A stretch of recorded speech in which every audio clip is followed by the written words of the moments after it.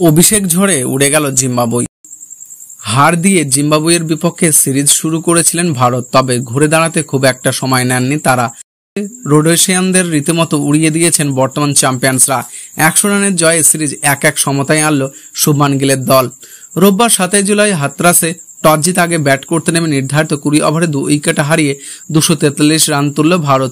দলের হয়ে সর্বোচ্চ 100 রান করেছেন অভিষেক শর্মা। জবাবে খেলতে নেমে 18 ওভারে 4 বলে 143 রানে অল আউট হয়ে যায় জিম্বাবুয়ে। 235 রানের লক্ষ্য তারা ইনিংসের প্রথম ওভারেই সাজঘরে ফিরেছেন ইনোসেন্ট কাইয়া, তবে তিনে নেমে দুর্দান্ত শুরু করেন ব্রায়ান বেথন। এই টপ অর্ডার ব্যাটার আক্রমণাত্মক শুরু করলেও বেশিক্ষণ উইকেটে থাকতে পারেনি। 9 বলে 26 রান করে সাজঘরে ফিরেছেন।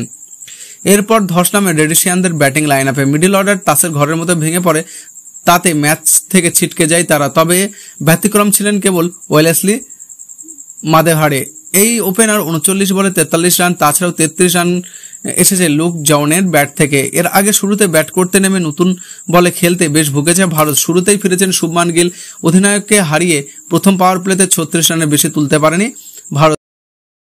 গতি শুরু করা ভারত সময়ের সঙ্গে সঙ্গে রেডিশিয়ানদের বোলারদের উপর চড়াও হতে থাকে। বিশেষ করে অভিষেক শর্মা, ঋতুরাজ গাইকোয়াড় রীতিমতো ঝড় তোলেন। 33 বলে ব্যক্তিগত 50 করেন অভিষেক আর সেঞ্চুরি করেন 46 বলে। নিজের দ্বিতীয় আন্তর্জাতিক টি-20 ম্যাচে সেঞ্চুরি করেছেন অভিষেক।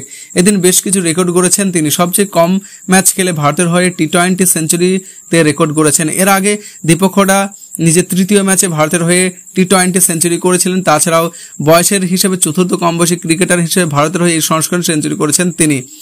অভিষেক 100 করে সাজঘরে ফিরলেও রানের চাকা থামেনি। উইকেটে এসে আক্রমণাত্মক খেলেছেন রিঙ্কু সিং। 22 বলে 48 রানে অপরাজিত ছিলেন তিনি। তাছাড়াও 47 বলে 77 রানে অপরাজিত